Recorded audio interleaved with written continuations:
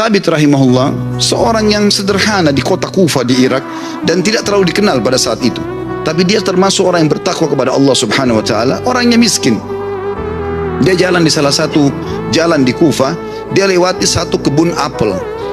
Kemudian ada apel yang jatuh dari kebun itu karena matang, jatuh di depan dia.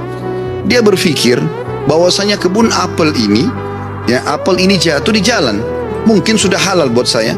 Dia ambil sama dia makan. Sementara dia mengunyah dan sudah habis setengah apel itu, tiba-tiba dia berpikir, halalkah untuk saya ini? Bagaimana bisa saya tiba-tiba mengambil yang walaupun jatuh di jalan tanpa izin pemiliknya? Maka dia berhenti makan, sisa mulutnya dibuang. Ada yang sudah tertelan, ada yang dibuang, ada yang masih tersisa setengah di tangannya. Lalu dia segera dengan ketakutan masuk ke dalam kebun tersebut mencari. Dia temukan ada sebuah rumah gubuk, lalu dia berkata, apakah Anda pemilik kebun ini? Dia mengatakan, bukan. Pemilik kebun ini jaraknya 1 hari dari sini. Kata pemilik orang penjaga kebunnya, kenapa?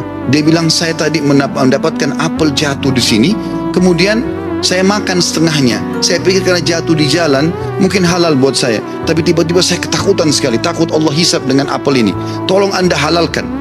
Kata pemilik kebunnya atau penjaga kebun pun, karena dia bertakwa sama Allah, dia nggak langsung main halalin. Dia mengatakan, sungguh tidak ada di tangan saya wenan itu.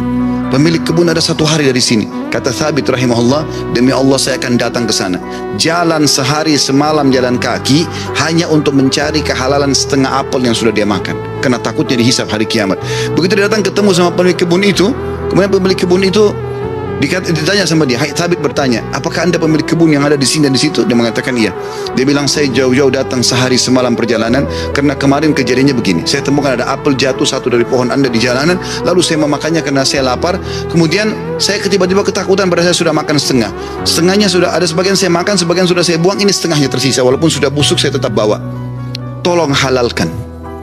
Orang tersebut melihat halal gitu.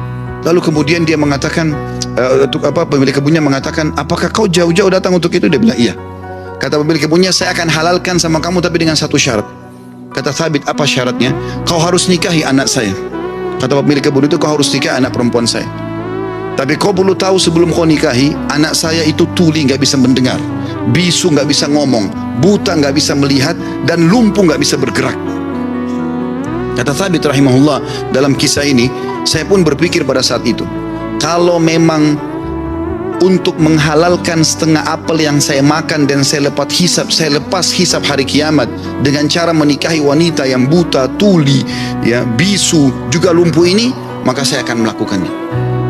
Maka kata Thabit rahimahullah, orang itu tidak tunggu waktu, dia langsung panggil 2 orang saksi, dia minta, ya, atau dia mengatakan, saya nikahkan kau sama anak perempuan saya Fulana binti Fulana, lalu menikahlah dia.